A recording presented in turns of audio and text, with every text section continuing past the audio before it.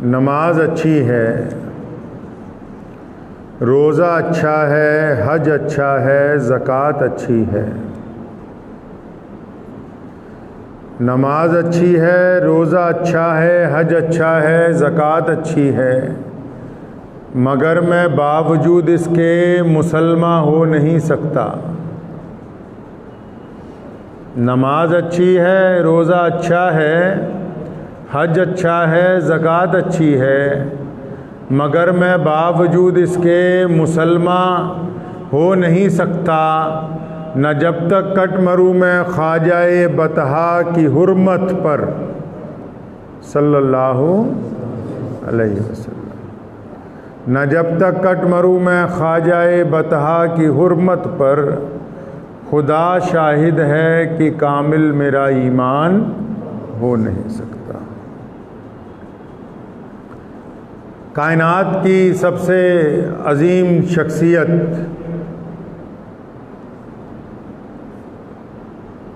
पूरी दुनिया के लिए जिस ज़ात ने निजात का रास्ता तय किया, दुनिया के जुल्म व सितम के दरमियान रोशनी का जो मीनार हैं,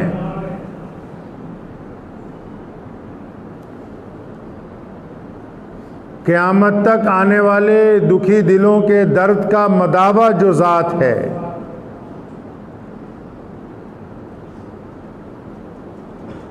जिसने कमज़ोर और मज़लूम को इज़्ज़त और उसके नामूस के लिए खड़े होने की तरबियत दी है,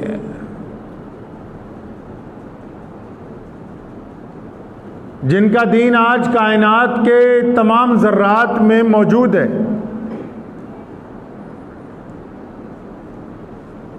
जिनका नाम लेके गुनहगार जो हैं वो माफ़ी पाते हैं,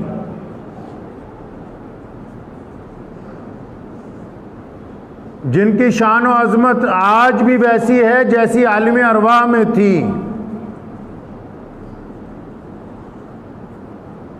वो ज़ात हमारे प्यारे नबी हज़रत मोहम्मद रसूलुल्लाह सल्लल्लाहु ताला अलैहि वसल्लम की ज़ात है।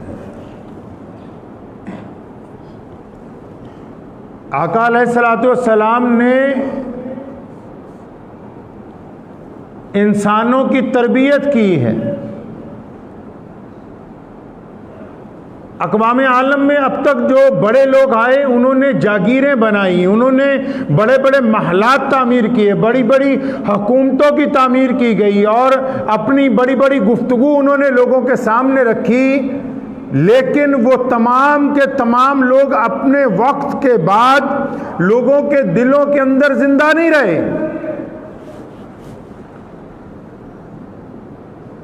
मुहम्मदुर रसूलुल्लाह सल्लल्लाहु ताला अलैहि वसल्लम ने ज़मीनें और जायदादें नहीं की, बल्कि इंसानों के दिलों की तामीर की है। और यही वो बात है कि मुहम्मदुर रसूलुल्लाह सल्लल्लाहु अलैहि वसल्लम की ज़ात आज तमाम दुनिया के दिलों के अंदर मौजूद है।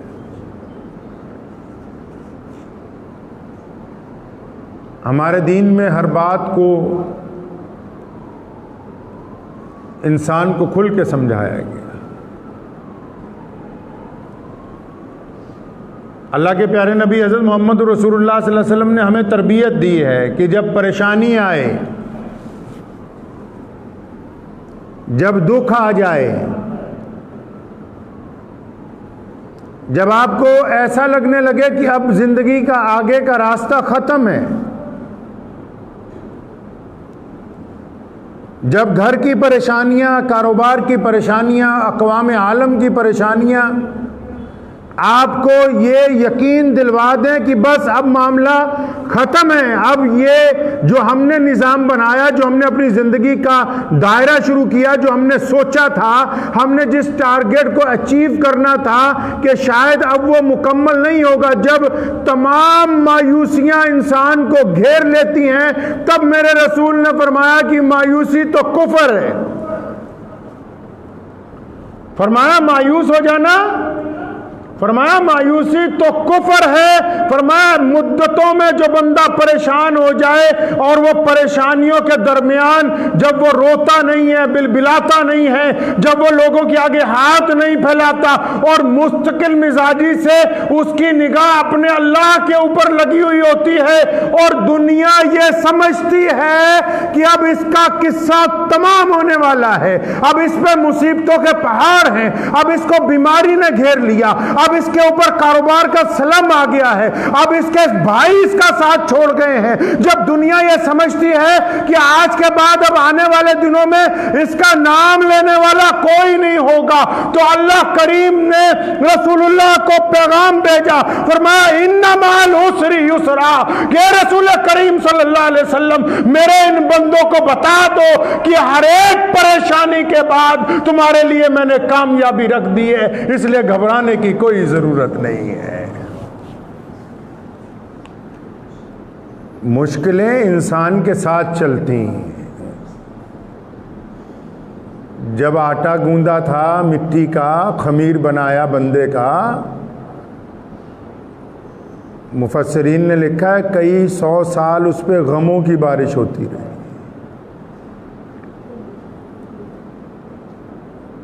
बाज़ हज़रात अभी 10-15 साल की उम्र में होते हैं, परेशानी ज़िंदगी के साथ साथ चलती है।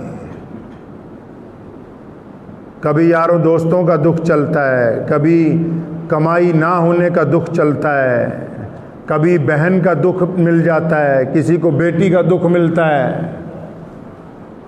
किसी को बीवी की तरफ से दुख मिल जाता है, किसी की औलाद नहीं होती तब वो दुखी हो जाता है, किसी की होती है फरमा बरदार नहीं होती तब वो दुखी हो जाता है, कोई बीमारी के अंदर परेशान हो जाता है तब वो दुखी हो जाता है। अलग अलग तरह का दुख जो है वो इंसान के साथ साथ चलता है सारी जिंदगी। अब बंदा को कैसा होना चाहिए, इस्लाम ने क्या कहा, बंदा कैसा हो? ये दुख तो जिंदगी के साथ साथ चलते रहेंगे, क्या वो रोता रहे?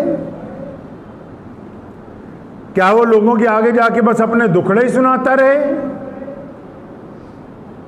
राबिया बसरी बहुत बड़ी वली गुजरी, उनके पड़ोस में एक नौजवान रहता था। एक दिन बीमार हो गया, मिला, कहने लगा हजरत जी मैं परेशान हो गया हूँ, मेरे दर्द हो गया पैर में। फरमाया उम्र कितनी है? कहने लगा 35 साल। कहती 35 साल में कितनी तकलीफ़ें आई? कहते ये पहली तकलीफ़ है।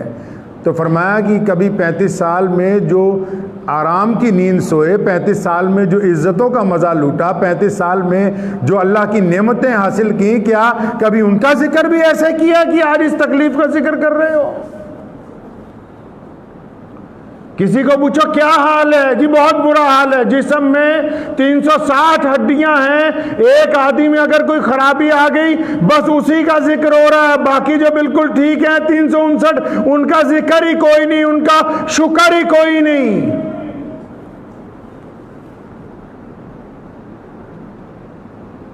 अल्लाह ताला को बंदा वो चाहिए जो अल्लाह का शुक्रगुजार बंदा हो। कुरान ने कहा ना कि हर मुश्किल के साथ आसानी है, हर मुश्किल के साथ आसानी है। अरे मुश्किल कैसी मर्जी हो, मुश्किल हुकूमत की हो, मुश्किल इक़्तिदार की हो, मुश्किल सेहत की हो, मुश्किल दौलत की हो, मुश्किल बच्चों के साथ लगी हो, मुश्किल कारोबार के साथ लगी हो, मुश्किल माँ बाप के साथ लगी हो, फरमाया अगर तुम इस मुश्किल में साबित कदम रहोगे, और जब मुश्किल आती है ना तो मुश्किल भी नेमत है।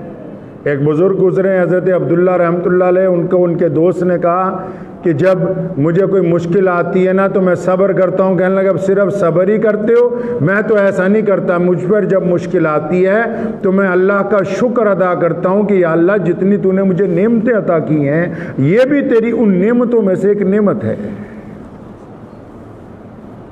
कि जब मुश्किल आती है तो फिर बंदा रो के अपने रब से गुफ्तगू करता है। दुनिया की जो चीजें जब कभी इनसे पूछो तो सही कि ये इस मुकाम तक पहुंची कैसे हैं, जितने बड़े लोग हैं उनसे भी पूछो इस मुकाम तक पहुंचे कैसे। गंदम का एक दाना है, कभी उससे पूछो भी तू इतनी इज्जत पा गया है कि आज तू महलों के दस्तरखान पे भी है, गरीब के रोटी का भी तू हिस्सा है, तू वलियों की जुबान के अंदर भी जा रहा है, पेट के अंदर जा रहा है, तू दौलतमंदों की भी जा रहा है, तो पता लगेगा। वो कहता कि पहले मुझे रौंदा गया मिट्टी के अंदर, मुझे मिट्टी के अंदर रौंदा गया, मेरा वजूद जो है वो कुछ नहीं था। रौंदने के बाद फिर मुझे पानी में डाल दिया गया, एक वक्त उसी के अंदर गुजर गया, फिर मेरे पे हरियाली आ गई। हरियाली आने के बाद फिर इस बात का इंतजार किया गया कि धूप की तपिश से मैं बिल्कुल सूख के लाल हो जाऊं।